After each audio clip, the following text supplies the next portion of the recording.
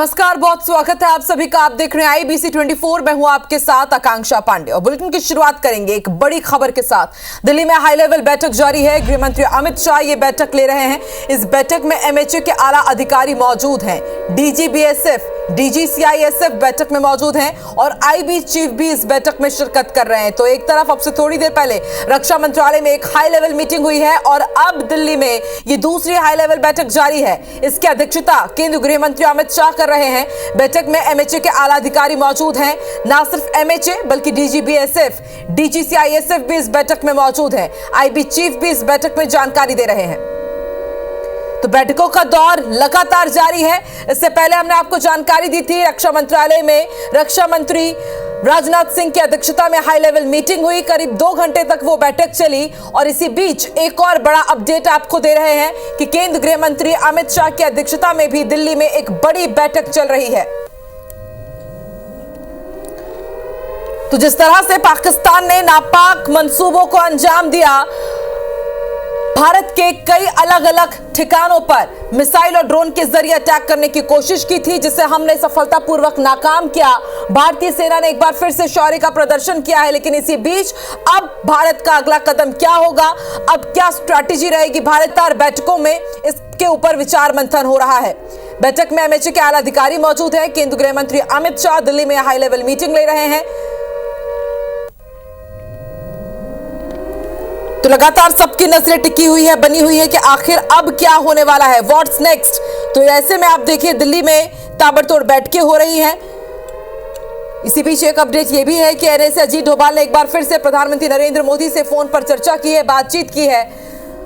यह high level बैठक की तस्वीर भी हम आपको दिखा रहे हैं।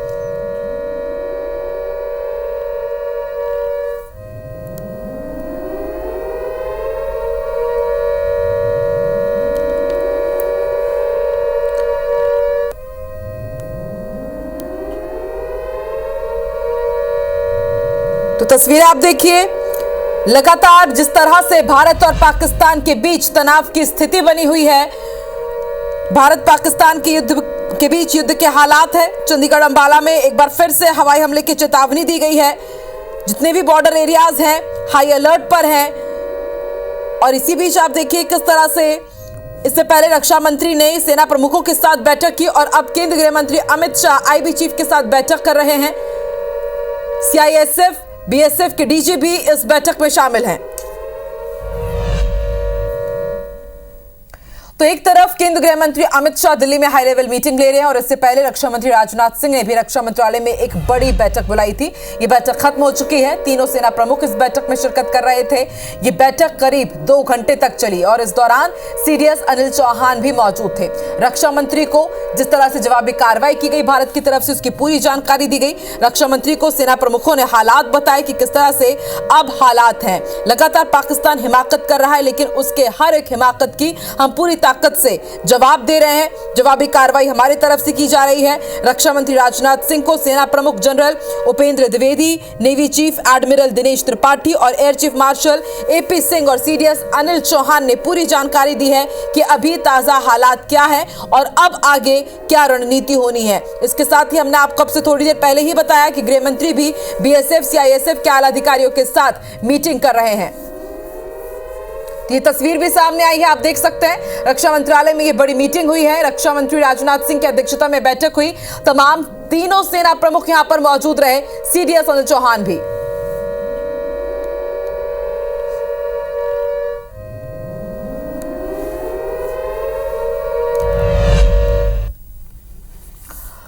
तो ऑपरेशन सिंदूर अब भी जारी है और पाकिस्तान की बौखलाहट भी, और बौखला करके पाकिस्तान लगातार LOC पर फायरिंग कर रहा है। जम्मू कश्मीर में पाकिस्तान ने एक बार फिर से सीज फायर का उल्लंघन करते हुए फायरिंग की है और पाकिस्तान की फायरिंग में कई घरों को नुकसान पहुंचा है। उसकी तस्वीरें भी हमने आप तक पहुंचाई थी। और अभी इस वक्त जम्मू कश्मीर के LG मनोज सिन्हा हालातों का जायजा लेने के लिए उरी पहुंचे हुए हैं। इस दौरान जम्मू कश्मीर के CM उमर अब्दुल्ला भी उनके साथ मौजूद थे। यहाँ पर तो मौजूद थे उमर अब्दुल्ला। उसके अलावा जम्मू के अलग अलग हिस्सों में भी जाकर के उमर अब्दुल्ला ने जायजा लिया है। उधमपुर में CM उमर अब्दुल्ला ने घायलों से मुलाकात की। 2 तस्वीर हम आपको दिखा रहे हैं।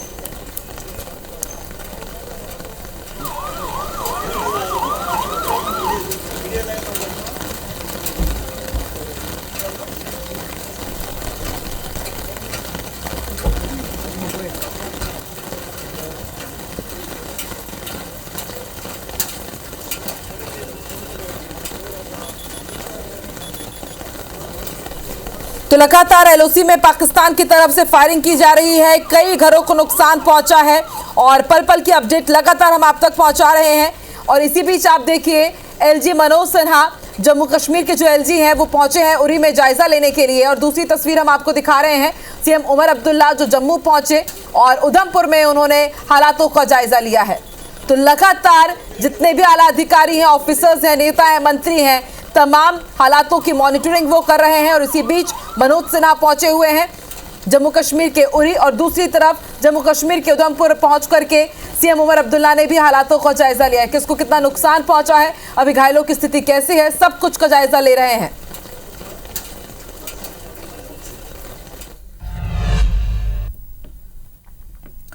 इधर पाकिस्तान की नापाक करतूत का भारतीय सेना ने करारा जवाब दिया है। पाकिस्तान की ओर से फायर की गई मिसाइल और ड्रोन को भारत ने मार गिराया। इसकी दो तस्वीर भी हम आपको दिखाते हैं। पहली तस्वीर पंजाब के होशियारपुर की, जहां जमीन पर मिसाइल मिली, तो वहीं राजस्थान की जैसलमेर में मिसाइल के टुकड़े मिले हैं। ये मिसाइल का टुकड़ा एयरफोर्स स्टेशन से सिर्फ 1 किलोमीटर दूर मिला है। जिस तरह भारत के S-400 ने पाकिस्तान के ड्रोन और मिसाइल को मार गिराया, वो बानगी बनती उस ताकत की जो भारतीय सेना ने आज पूरी दुनिया को दिखाया है। भारत ने सिर्फ ये 2 नहीं बल्कि ऐसे ही करीब 50 से ज्यादा ड्रोन्स और मिसाइल को नष्ट किया है। बताया जा रहा है कि 8 ऐसी मिसाइल्स हैं जिन्हें तबाह कर दिया गया, वहीं 3 फाइटर जेट्स को भी तबाह कर दिया है हमारे भारतीय सेना की डिफेंस सिस्टम ने। तो 2 तस्वीर हम आपको दिखा रहे हैं। 48 घंटे में ही पाकिस्तान के पस्त होने की जरा तस्वीर आप देखिए। पाकिस्तान ने कल ताबड़तोड़ अटैक किया है। भारत के 11 ठिकानों को निशाना बनाने की कोशिश की गई, लेकिन उनकी इस कोशिश को हमारे एयर डिफेंस सिस्टम ने किस तरह से नाकाम किया है, ये 2 तस्वीरें इसकी बानगी है। भारत के शौर्य को, भारत की ताकत को, हमारे सेना के जज्बे को एक बार फिर से पूरी दुनिया ने देखा है। आप देखिए पंजाब के होशियारपुर की ये तस्वीर, इस ड्रोन से, इस मिसाइल से यहां पर अटैक करने की कोशिश की गई थी, लेकिन इसे हवा में ही मार गिराया गया। जैसलमेर राजस्थान की भी तस्वीर सामने आई जहां पर मिसाइल के टुकड़े नजर आए।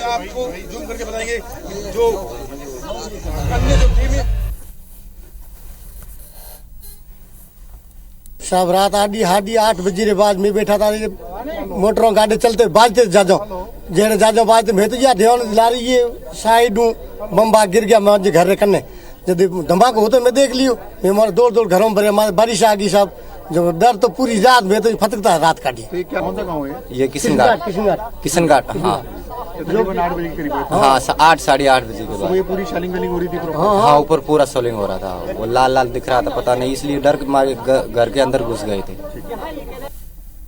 जैसा कि आप सभी को जानकारी है, ये बम होने की या इसके संबंधित को पार्ट्स होने की जानकारी मिली है, जिस पर पुलिस यहाँ पर पहुंची है, जांच कर रहे हैं।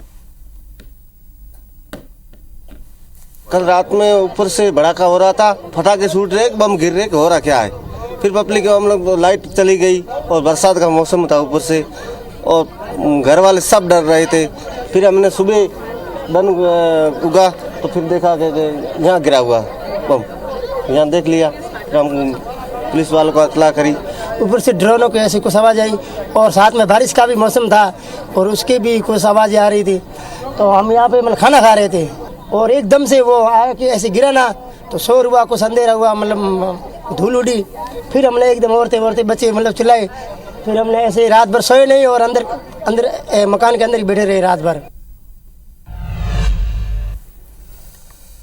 इधर जबलपुर में पाकिस्तान की सफाई के लिए शिव से शक्ति की प्रार्थना की जा रही है। जानकी नगर से शिव शक्ति मंदिर में अनुष्ठान हुआ है। मौके का जायजा लिया IBC 24 संवाददाता विजेंद्र पांडे ने।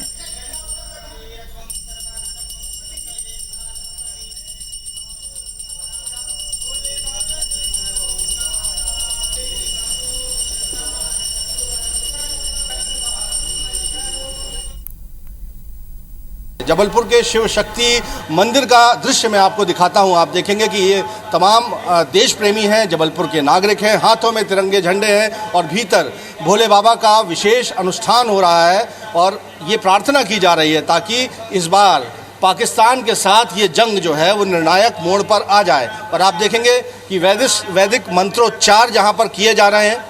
कमलेश अग्रवाल हैं जो कि यजमान बने हुए हैं इस विशेष अनुष्ठान में, और पंडित जी से जानने की प्रयास करेंगे।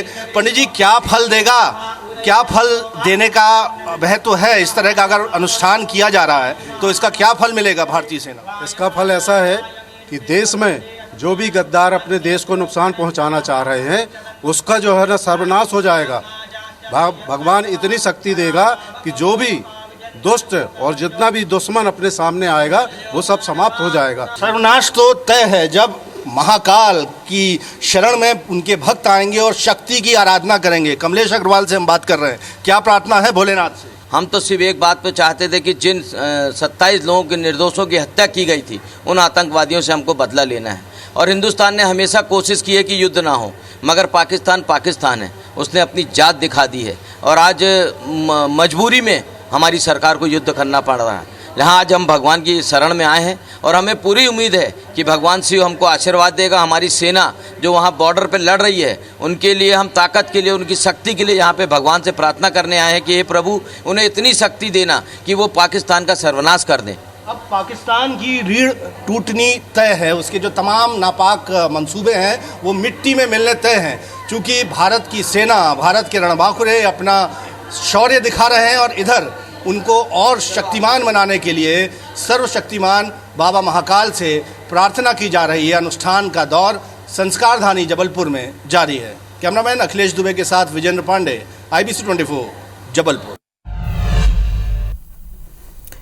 रायपुर में कांग्रेस ने तिरंगा यात्रा निकाली है ऑपरेशन सिंदूर के लिए। जवानों को उन्होंने सैल्यूट किया है। इंदिरा गांधी चौक, कालीबाड़ी से जय स्तंभ चौक तक ये तिरंगा यात्रा निकाली गई। पीसीसी चीफ दीपक बैज के नेतृत्व में तिरंगा यात्रा निकाली गई है। इस दौरान नेता प्रतिपक्ष शरणदास महंत, सांसद ज्योत्सना महंत, पूर्व मंत्री अमरजीत भगत, प्रदेश के सह प्रभारी विजय जांगेड़ जरिता सहित कांग्रेस के वरिष्ठ नेता और कार्यकर्ता मौजूद रहे। तो पूरा देश एकजुट है। ऑपरेशन सिंदूर लगातार जारी है और सेना के शौर्य का, उनके जज्बे का सभी लोग सलाम कर रहे हैं। तस्वीर हम आपको दिखा रहे हैं। पीसीसी चीफ दीपक बैज के नेतृत्व में तिरंगा यात्रा निकाली गई। तमाम जितने भी लीडर्स थे, दिग्गज थे कांग्रेस पार्टी के, वो इस तिरंगा यात्रा में शामिल हुए।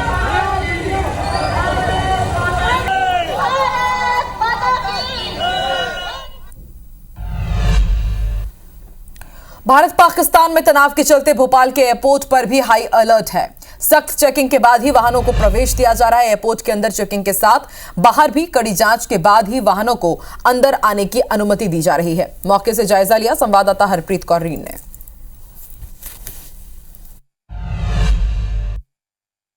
राजधानी भोपाल के राजा भोज एयरपोर्ट पर भी हाई अलर्ट जारी किया गया है। इस वक्त हम मौजूद हैं राजा भोज एयरपोर्ट पर। देखा जा सकता है कि यहाँ पर CISF और MP पुलिस यानी राजधानी भोपाल की जो पुलिस है वो गाड़ियों की चेकिंग कर रही है। हालांकि इन गाड़ियों की जो चेकिंग है वो अंदर की जाती है, लेकिन हाई अलर्ट के चलते अब जैसे ही राजा भोज एयरपोर्ट के लिए रास्ता शुरू होता है, एंट्रेंस गेट जो शुरू होता है वहाँ पर इन गाड़ियों को रोका जा रहा है। चाहे 4 व्हीलर्स हो या फिर 2 व्हीलर्स हो, इन्हें चलाने वाले, इनमें बैठने वाले और इसके साथ ही इनमें रखे हर सामान को यहाँ पर जांचा जा रहा है, चेक किया जा रहा है। MP पुलिस सुबह से यहाँ पर तैनात है। इसके साथ ही CISF यहाँ पर तैनात है। देखा जा सकता है कि हर गाड़ी जो भी एयरपोर्ट के अंदर जा रही है उसे यहाँ पर चेक किया जा रहा है। डिग्गी यहाँ पर खोली जा रही है। इसके साथ ही डिग्गी में जो भी सामान रखा है, चाहे लोगों के सूटकेस रखे हों, बैग्स रखे हों या फिर जो भी सामान है उसे यहाँ पर जांचा परखा जा रहा है। और इसके साथ ही एयरपोर्ट पर आने वाले जो स्टाफ है, जो डेली यहाँ पर स्टाफ आता है, जो कर्मचारी है, उनकी भी चेकिंग की जा रही है। उन्हें भी आज बिना उनकी गाड़ियों के चेक किए, उनकी चेकिंग के बिना उन्हें अंदर नहीं जाने दिया जा रहा है। सुबह से ही ये सख्ती यहाँ पर की जा रही है। हाई अलर्ट जारी किया गया और हाई अलर्ट के चलते ही राजा भोज एयरपोर्ट पर जो चेकिंग है वो यहाँ पर सख्त नजर आ रही है। कैमरामैन विनेश श्रीवास के साथ IBC 24 भोपाल से हरप्रीत कौर। पाकिस्तान के आतंकी ठिकानों पर भारत की कार्रवाई के बाद रायपुर में जश्न का माहौल देखने को मिला। पाकिस्तान के खिलाफ ऑपरेशन सिंदूर जारी है। कालीबाड़ी मंदिर में महिलाओं ने सिंदूर खेलकर जश्न मनाया। नाच गाने के साथ महिलाओं ने एक दूसरे का मुंह मीठा कराया। महिलाओं ने कहा कि हमले में जिन महिलाओं ने अपना सिंदूर खोया वो विधवा नहीं बल्कि शहीद की पत्नी कहलाएंगी। ऑपरेशन सिंदूर के कामयाबी के उपलक्ष्य में आज राजधानी रायपुर के कालीबाड़ी मंदिर में महिलाएं यहां सिंदूर खेलाकर जश्न मना रही हैं। यहां पर महिलाएं मौजूद हैं। आप देख सकते हैं इस वक्त किस तरीके से एक दूसरे को सिंदूर लगाकर यहां जश्न मना रही हैं, खुशियां मना रही हैं। और जाहिर सी बात है, खुशी का ये मौका है। महिलाओं से भी बातचीत करने की कोशिश करेंगे। आज आप लोग सिंदूर खेलाकर जश्न मना रही हैं, किस तरीके से देख रहे हैं? हमारे देश में पहलगाम जैसे इतने सुंदर पर्यटन स्थल पर जो दुर्घटना हुई है, उस घटना में हमारे देश के हिंदू महिलाओं के साथ जो छल हुआ, उनके सम्मान में, महिलाओं के सम्मान में हम लोग ने सिंदूर खेला रखा है और सिंदूर ऑपरेशन के तहत जो भी आगे कार्रवाई होगी उस पर हमारा सब समाज के लोगों के साथ एकजुटता रहेगी। जी, आतंकी हमले में कई महिलाओं का सिंदूर उजड़ गया, सिंदूर छिन गया, उसको किस तरीके से कितना दर्द हुआ और आज आप लोग जश्न मना रहे हैं? देखिए, बंगाली में एक सिंदूर की खेलने की एक अलग प्रथा है और मुझे लगता है कि जो सिंदूर है वो सुहाग के साथ साथ शौर्य का भी प्रतीक है। हम उनके सिंदूर को एक सम्मान दे रहे हैं कि हमारे सिंदूर के मार्फत से उनका शौर्य, उनके जो सिंदूर छिना है वो एक सलामत रहे। जी, सिंदूर खेला के माध्यम से महिलाओं को क्या संदेश देना चाहिए? जैसे कि आप जानते हैं हमारे समाज में सिंदूर खेला का बहुत महत्व है, तो एक हमका ये है कि हम उनको जोश और हमारे इसमें कि उनको एक ताकत बन के, हम उनके लिए ढाल बन के हमारा सिंदूर खड़ा हो। जी बिल्कुल, तो ये महिलाएं थी जिन्होंने बताया कि ऑपरेशन सिंदूर के तहत यदि आपके पति हमले में मारे गए हैं तो आप विधवा नहीं कहलाएंगी, बल्कि जो आपके जो पति हैं उन्हें शहीद का दर्जा दिया जाएगा। अब आने वाले वक्त में पाकिस्तान को क्या कुछ मुंह तोड़ जवाब दिया जाता है, देखने वाली बात होगी। कैमरा पर्सन नरेंद्र के साथ मैं प्राची पांडे, IBC 24 रायपुर।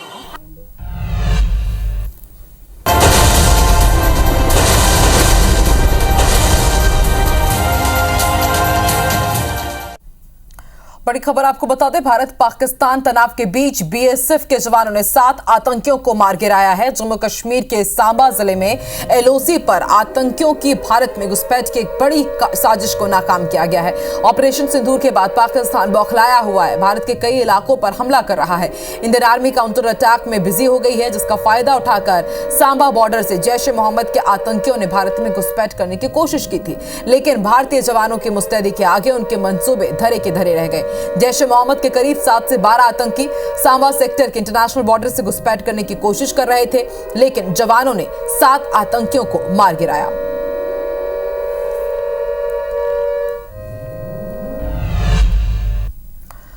जम्मू में बीती रात पाकिस्तान की ओर से ड्रोन और मिसाइल से अटैक किया गया। हालांकि भारतीय सेना ने मुंहतोड़ जवाब दिया और पाकिस्तान की चाल नाकाम कर दी है। इसके साथ ही जम्मू कश्मीर के कई इलाकों में फायरिंग भी की गई। आप टीवी स्क्रीन पर 5 तस्वीरें देख रहे हैं। जम्मू में जनजीवन सामान्य है, हालांकि सड़कों पर लोगों की आवाजाही कम नजर आ रही है। अखनूर में सड़कें सूनी हैं और दुकानें बंद हैं। यहां पर भी बीती रात पाकिस्तान की ओर से अटैक किया गया। सांबा में कर्फ्यू जैसे हालात हैं, सड़क पर इक्का दुक्का लोग नजर आ रहे हैं। सांबा सेक्टर में ही 7 आतंकियों को मार गिराया गया है। उरी में पाकिस्तान की कायराना करतूत से स्थानीय लोगों की गाड़ियों को नुकसान पहुंचा है। उधमपुर में एहतियातन स्कूल कॉलेज बंद कर दिए गए हैं। आज CM उमर अब्दुल्ला भी उधमपुर में हालातों का जायजा लेने पहुंचे हैं।